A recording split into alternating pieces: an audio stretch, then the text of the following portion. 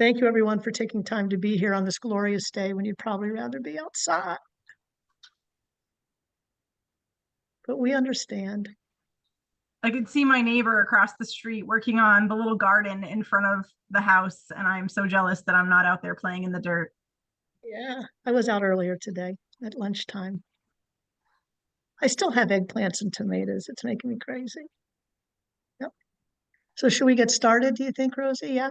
Yes, I think so. I don't see anyone else coming yet, but I'll let folks in as they arrive. Just wanted to say thank you, everyone, for coming today. I'm Rosie. I work with the Rhode Island Food Policy Council as the Program Director for Food Business and Economic Development. And today, Maggie will take it away. Awesome, thanks. I'm going to go ahead and turn my screen off so that I don't watch myself. If you want to put it in presentation mode or whatever you were going to do, Rosie. But thank you, everyone, for coming today to the opportunity to learn a little bit more about this round of the Local Agricultural and Seafood Act, or the LASA grant program.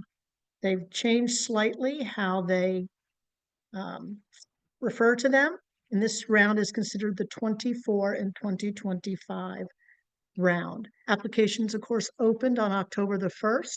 I know I sent an outreach to many of you, and applications currently are due at midnight on November the 30th. So today we're going to learn a little bit about the priorities of the program, the eligibility, what assistance is available to help you get organized and submit the best application that you can, about the awards and administration process, and about reviewing and scoring, because I know there's always some question around how that happens and what the rubric looks like. So the 2024 and 2025 funding priorities are very similar to what they've been in the past, to support the entry, growth, and/or sustainability for socially disadvantaged beginning small women and veteran agriculture and aquaculture producers, to support climate change agriculture mitigation activities. This is where it gets a little more detailed, to support the development of new marketing, promotion, sales, and/or distribution channels, including connecting local farms and fishers with Rhode Island's food insecure communities, supporting the development of new products, including value added. This in particular stood out to me, fostering new cooperatives, partnerships, and/or collaborations among Rhode Island agriculture and aquaculture producers and fishers and the supporting organizations. That's directly ties back to the Resilient Food System Infrastructure Programming, which we are waiting to hear the updates on. So there's a big focus on community and collaboration to, improve supply and to improve the food supply chain. Also, to protect the future availability of land for producers, all about succession planning, and to assist with any on-farm food safety improvements. So who's eligible? For-profit farmers, fisherwomen, and producer groups are eligible to apply, as are nonprofits. However, please note that for-profit farmers will be prioritized over nonprofit organizations, and the LASA Review Committee will only fund projects for nonprofits if they cannot fund it otherwise. Applicants must be based in the state of Rhode Island, and the advisory committee will value geographic diversity, which has always been a key focus of the program. Also new this year, priority will be given to grant applicants that have not received LASA awards in the past 3 years. And they've asked me to also emphasize that any equipment or vehicles must be special use equipment for farm and or food production. And that's a direct response, I think, to some asks in the past. It's really important that if you need a piece of equipment or some sort of a vehicle, that it helps drive the business forward, that it allows you to increase capacity and produce more food. What are eligible projects? So projects and programs must serve at least one of the following purposes in order to be considered eligible: assist in the marketing of Rhode Island grown agricultural products and local seafood, enhance the economic competitiveness of Rhode Island grown products, provide financial and technical assistance support to organizations and producers for activities and programs which enhance, again, the economic viability of local agriculture and support the development of a locally based, safe, and sustainable food system. And then perform any other activities necessary to facilitate the success and viability of the state's seafood and agricultural sectors. Sounds like a lot of government speak. Assist in the marketing. It's what are you doing to help grow more things, to bring more foods to market, to enhance the competitiveness? How do we increase your capacity? How do you do something better? How do you do something more? How can we measure that? Right? And then any other activities, it's all around operating your business. So what are ineligible projects? There's 2 slides around this. So you have to be able to demonstrate in your narrative at least one of the program purposes, and I'm here to help with that. These are not reimbursement grants. So you cannot seek to be reimbursed for work you've already done. And I advise anyone who's considering an application not to spend those monies until you hear whether or not you are a recipient of the LASA funding. You can't be out of compliance with any federal, state, local laws or regulations. If you've previously had a LASA grant and you failed to meet your reporting obligations, that can also be a disqualifier. And if you're not engaged in local agriculture, aquaculture, local seafood. And again, there's a few more. Again, with failed to meet requirements for previous department grants or existence. So it's, what makes these programs viable and what gives the Department of Agriculture the information they need to go back to the legislature each year is all the reporting and data gathering. So it's really important that we do our share with that. Right? And eligible activities include non-project related travel, scholarships, general operating funds, capital campaigns, any political or policy advocacy campaigns, conference workshop fees, and then capital grants from fisherwomen are not, and men are not considered eligible for LASA. It's a capital grant request for LASA funding due to the originating legislation. I'm sorry, my voice is funny this afternoon. Finfish isn't included in the process so much, and capital grants don't work for them because there are other opportunities for funding. And then any projects that could be funded elsewhere through another grant opportunity, for instance, high tunnels, wells, that sort of thing, which NRCS can be helpful with. Any questions so far? It's going to be a lot of information. So I'm happy to take any questions. If you see anything, Rosie, please. So here's what we all want to know, right? How much can I apply for? The maximum grant award is $20,000. Overhead and administrative costs are limited to 10% of the total budget proposal. And again, with the capital grants, there's been a few capital grant applications in the past that have been funded. And a capital grant is more about a larger chunk as opposed to a thing when we think about it in the narrative writing and in the budget proposal. Often we're doing an application for a piece of equipment, for some sort of support and expansion of a program. But if you were looking to do a variety of things, that might be considered a capital grant. So now we'll get a little bit into the nitty-gritty. All applications must be filled out in the state's electronic portal, eCivis. And in order to start that process, you need to do a few things.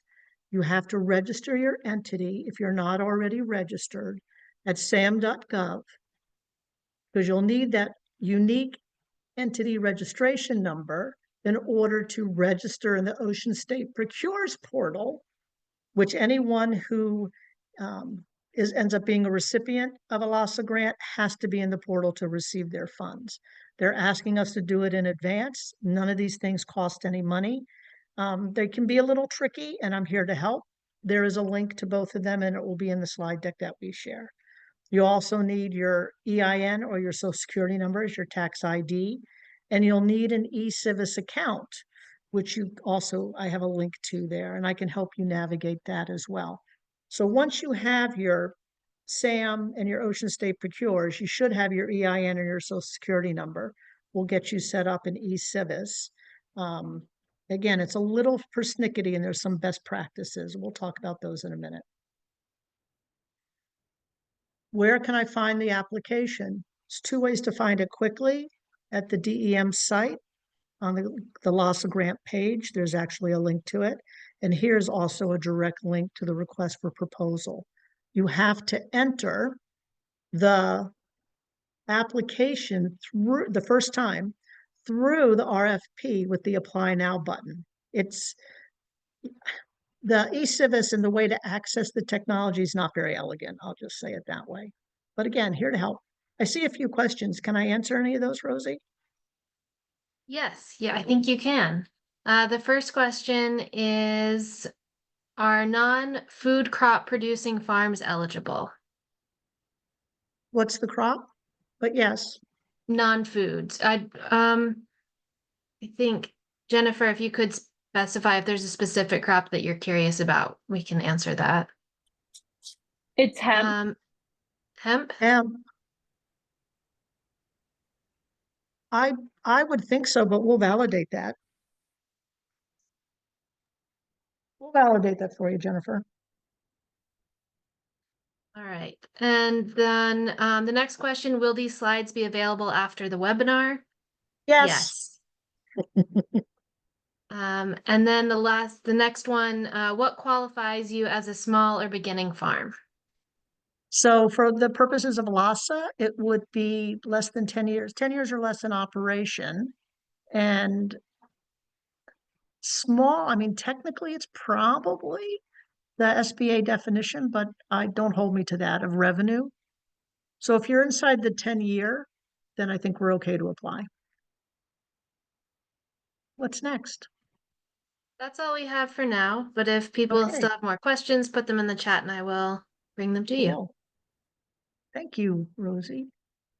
So best practices for eCivis. eCivis will be the bane of my existence the last 2 weeks of November because it will be very frustrating. But the application portal performs best using Chrome as your browser in incognito mode. And I just want to reiterate that. It really only performs using Chrome as the browser in incognito mode. This is the workaround for all the hiccups provided by the vendor that provides us eCivis. You can save as you go and make certain you save again before you log out for the day, because if you don't save it, you will lose the data that you've entered into the application. Yes, you are required to log into the portal twice for security reasons, and it is always portal login and not general contracts login, I think is what the other one says, because if you do that, then that will also cause a hiccup. The budget section is a little tricky, and a best practice would be to create a draft budget on paper for ease of entry. And we're going to add rows as needed, but not in advance, because if we take them out, it's going to boot most of the data out. And when we write that narrative, and again, I'm happy to assist, we're going to do it with as much detail as possible. One of the things that'll be really important is that if it is equipment and there's quotes, or if there is permitting required, that we actually have estimates and strong numbers that drive all that stuff and timelines. Again, the technical assistance that we provide, which is funded by DEM through the Food Policy Council, is confidential and free. And that's why I'm here. So a little bit of information about the awards themselves and about the administration. So if you are lucky enough to receive a LASA grant this year, all the details will be in your award letter. Projects have a 24-month duration. You are responsible, again, for the interim and final reports. And if you don't do them, you'll be ineligible for further funding. Full grant awards, so you'll be funded after signing the grant agreements, and 100% of funding will be provided on or before June 30th of 2025. I have a calendar of associated dates in an upcoming slide. So all the funds are administered by DEM. The applications are reviewed by the LASA Grant Program Advisory Committee, and that is chaired by the Chief of the Division of Agriculture.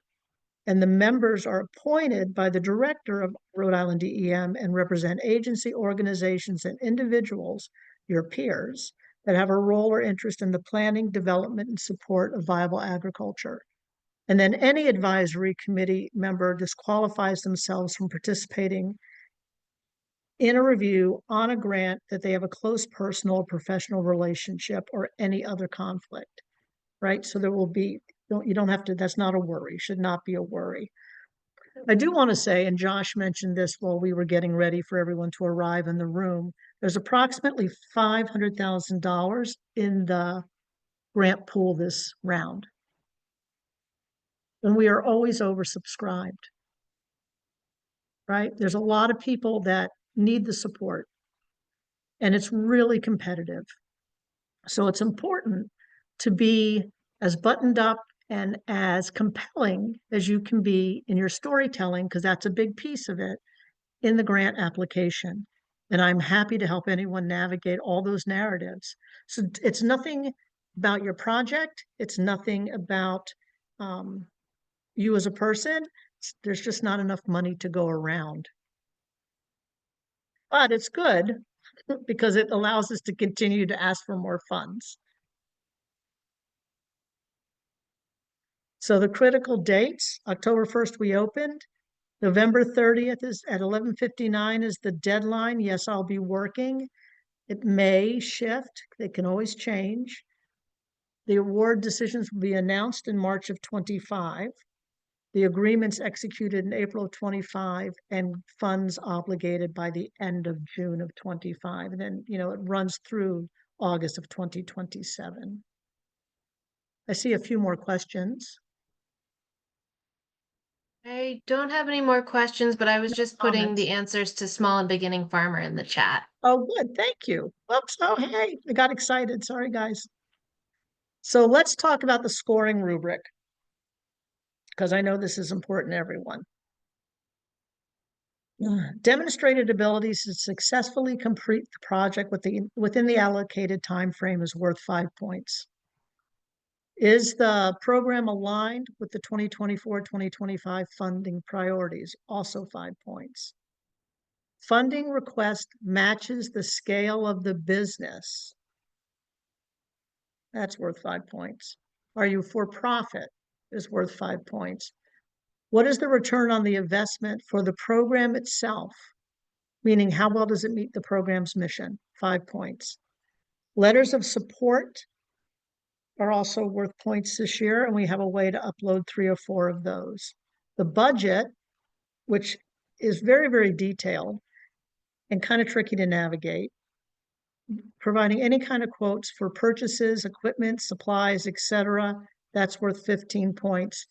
And the DAM also asked us to mention that they frown upon folks paying themselves. You can pay staff, you can pay for services, but they frown on paying yourself. And then the evaluation criteria, which is an overarching 10 points, is there a clear description of what success looks like for this project? And is there a clear description of how you will evaluate the success? And they're looking for metrics, percentage increase, more people served, more things grown. And then the other piece, which is important, is there a clear plan for the project to become self-sustaining? So if you get this piece of equipment, or if you get the monies to do this thing that you wanted to do, will we have to come back to the well again to try to fund it moving forward? Or will it now allow you to self-perpetuate and continue the programming as you move forward?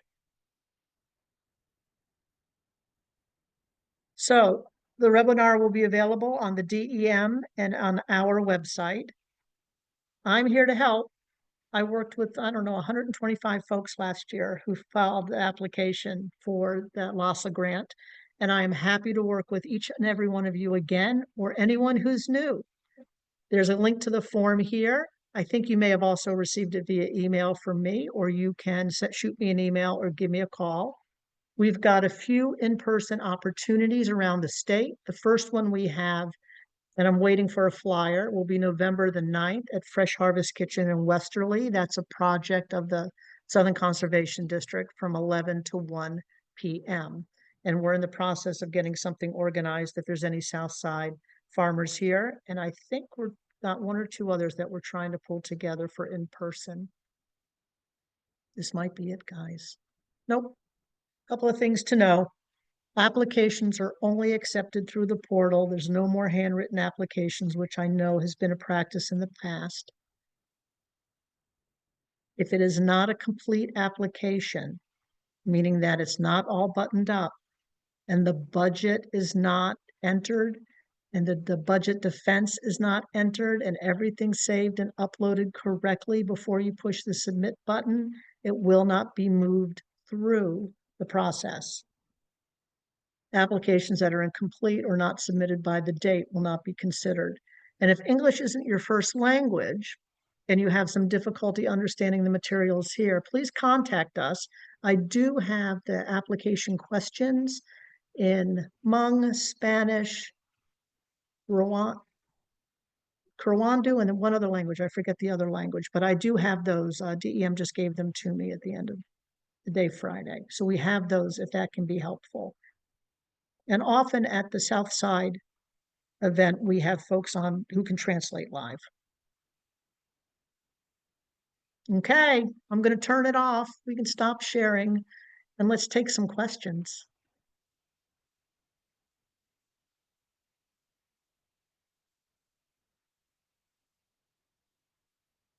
Whoops.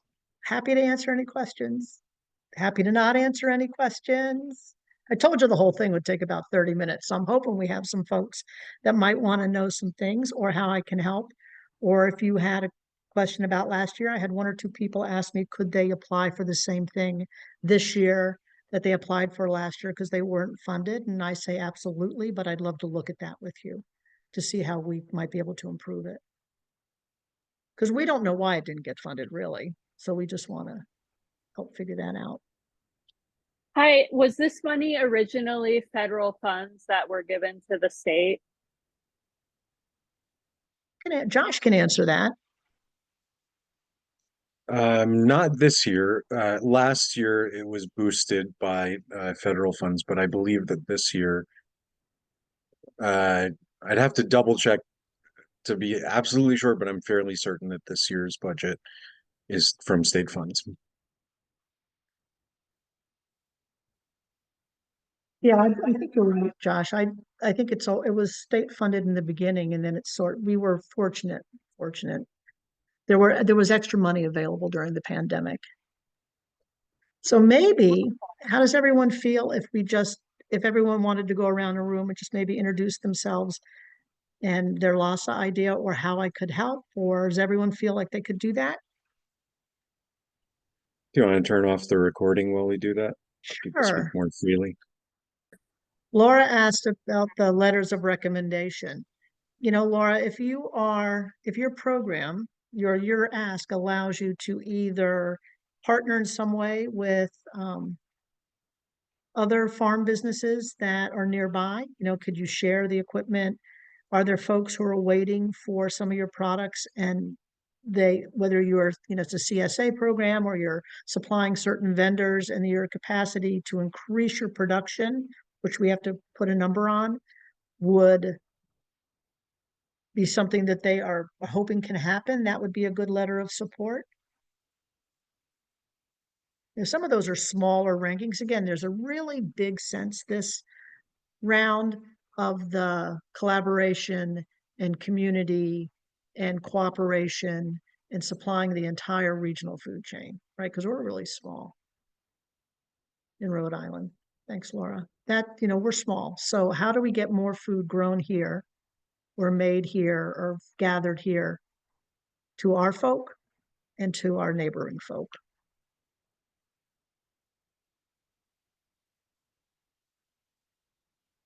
It's a great opportunity. It will feel really stressful. You don't have to be super stressed.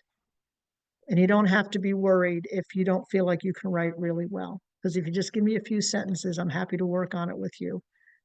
And everything that I do that way is really just for your consideration, but I can help you navigate it. And a lot of it will feel repetitive. And we have a lot of, once we get and it's always restricted to word counts, right? We get 500 words for the description of the overarching project. We get 2 sentences for the executive summary. We get, 300 words for this thing, which might be how does it improve capacity? And then we have these other sort of touch points, which are really important because they want the ability to look at your information. It may be in the narrative, but they want those touch points. How do I keep it going? What is the outcome? How am I going to measure my outcomes? How am I going to track the measurement of my outcomes? And Josh is going to laugh. I have a sheet for that I'm happy to share. Let's see, I can tell you. Because it's really important to have that data, particularly at the reporting time, right? Again, $500,000 is a lot of money. I was hopeful for the bigger pot that we had for the last 2 years, but those were mostly the balance of the ARPA funding that helped build what was already in the legislation.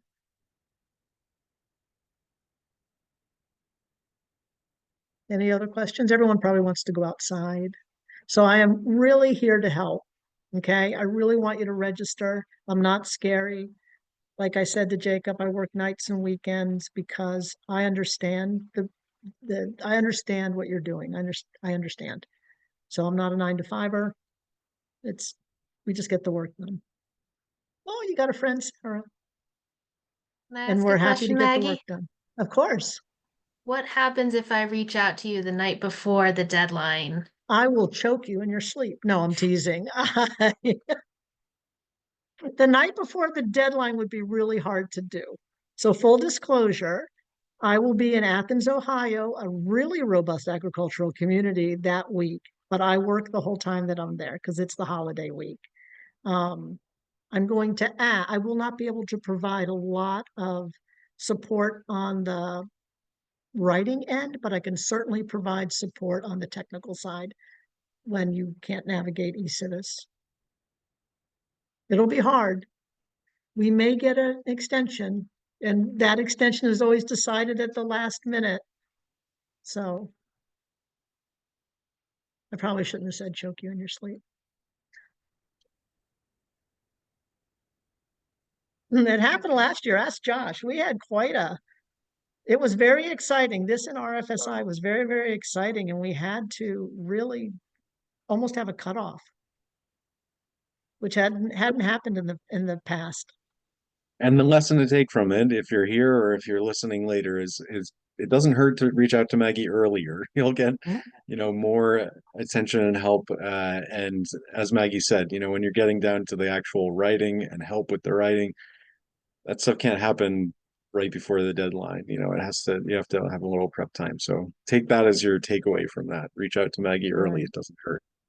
We need an opportunity to review it. Thank you, Josh. We need an opportunity to review it and to make certain that it feels like you, because it can't be my voice. It has to be your voice. I'm just going to help you polish it. It is the technology, and I know I feel like I'm harping on this a little bit, but it really is not elegant. And it is frustrating and confusing.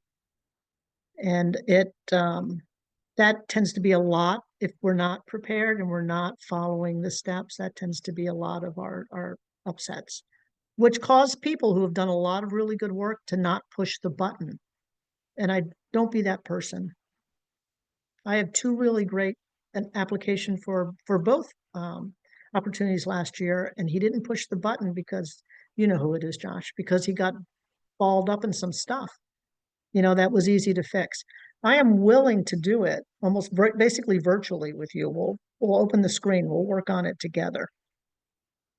If you can't navigate the eCivis portal. And it is tricky. I can't say it's not.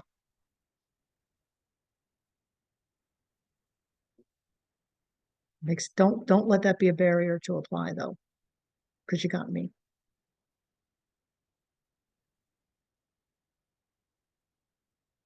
Shall we give everybody their 15 minutes back, you think?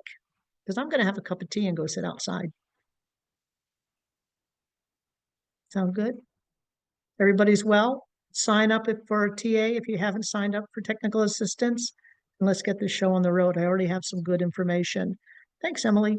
I already have some good information I can share with everybody. Okay? Awesome. I think that's it, guys. Thanks, y'all. Bye, James. Thank you.